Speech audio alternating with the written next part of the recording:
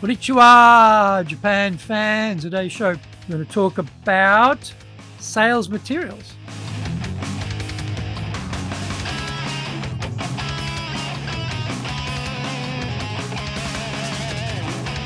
Eigo desu. それでは行きましょう. So let's get going. This is the 8th year of the Sales Japan series podcast, broadcasting around the world from the Beverly Hills of Japan, Minato-ku here in downtown Tokyo. It is chic central.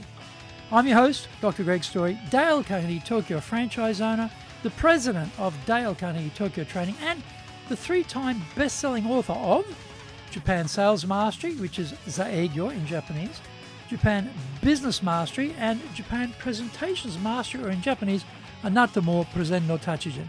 My other books include Stop Wasting Money on Training, which in Japanese is Tonin de Okane o Moni Sunu wa Yamemashou, and my just released new book is Japan Leadership Mastery, and all are available on Amazon.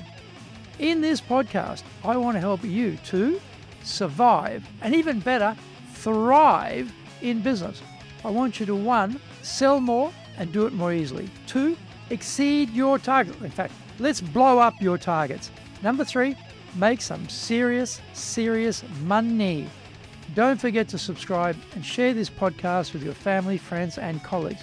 We're not being sponsored by Libsyn, but we value your privacy, which is why we have our podcast hosted by Libsyn.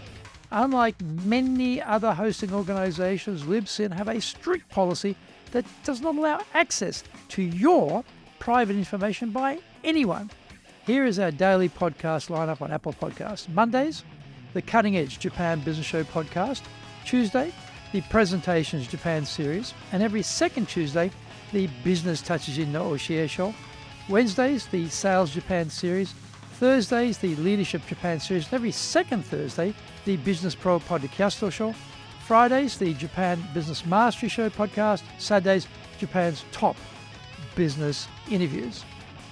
Now, this is episode number 387. Today, we're talking about how to present your sales materials to the Japanese buyer. Japan loves detail. A lot more detail than we expect in the West. I remember a lecture I attended at an academic conference on Sino-Japanese relations here in Tokyo in the early 1980s. The professor was making this point about the Japanese love of detail by relating how a Zen metaphor had been imported into Japan from China. In the Chinese telling, there was a bucket to draw water from the well, and there was no great attention placed on the apparatus, but instead on the broader philosophical Zen point. This was the main objective of the telling of the story. In the Japanese version, there was a lot of minute detail about the circumference and depth of the well, how it was dug out and reinforced, the construction of the bucket and the rope, and a host of other statistics, somewhat diluting or even obscuring the broader philosophical Zen point. The takeaway for us in sales is that the Japanese buyer has an insatiable need for details. This is cultural, but also a defensive posture to help them ensure they don't make a bad decision to entrust their company's fortunes to us. The idea is that the more information they can assemble, the greater the likelihood they won't get into any trouble in the future. Usually, we have corporate brochures, flyers, catalogs, etc. to show the client. We should make a point of emphasizing how long we've been in operation, and in particular, how long we've been here in Japan. Longevity in Japan is in itself proof of acceptance by the market, and therefore validates risk reduction to take us on as a supplier. When we start outlining the scope of our services, we should be prepared to go into a lot more detail than we would normally need to bother with in a Western context. If you ever look at Japanese local websites, they are exploding stars of massive details, and the screen is saturated in text. I don't think we need to go that far, but we do need a balance.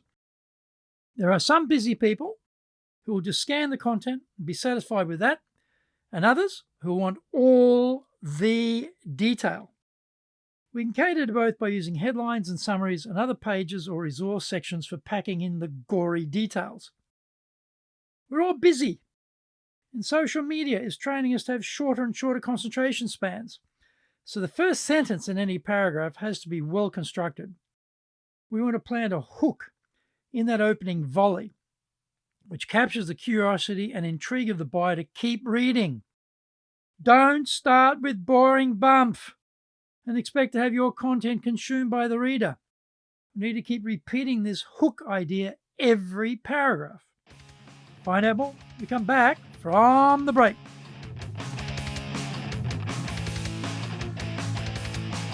Our show today is brought to you by our public courses, and we also have custom in-house programs as well as both in Japanese and English. We do classes in our super safe classroom and we do them live online. Our show today is being brought to you by, on the 5th of June, our Dale Carnegie course. That's going to be the 12-week version. On the 6th of June, our Leadership Training for Managers program. That will be the 3-day version. Our website is www.dale-carnegie.co.jp.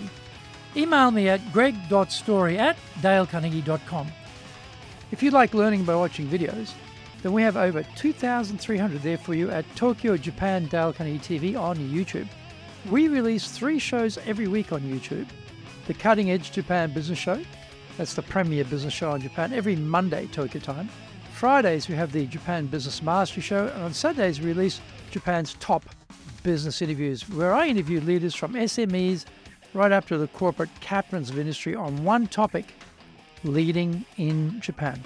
Now, every second Thursday, we release the Business Pro Television Show. Don't forget to grab my business best-selling books on Japan on Amazon: Japan Sales Mastery, which is Saegyo in Japanese, Japan Business Mastery, and Japan Presentations Mastery, or in Japanese, Anata mo Presen no Tachijin. My other books include Stop Wasting Money on Training, which in Japanese is Training de Okane o Muda ni suru no wa yamemashou, and my just released new book is Japan Leadership Mastery, and all are available on Amazon. Welcome back.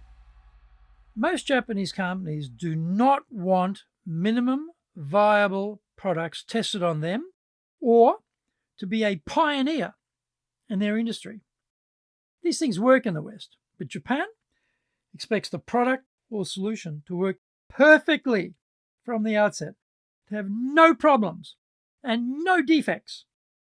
Adjusting the solution based on buyer feedback isn't an option once you've sold the solution. It has to work from the get-go. Testing something new is not attractive to the buyer because the risk is felt to be too high. Therefore, it is always good to come armed with case studies about other clients who have benefited from your solution.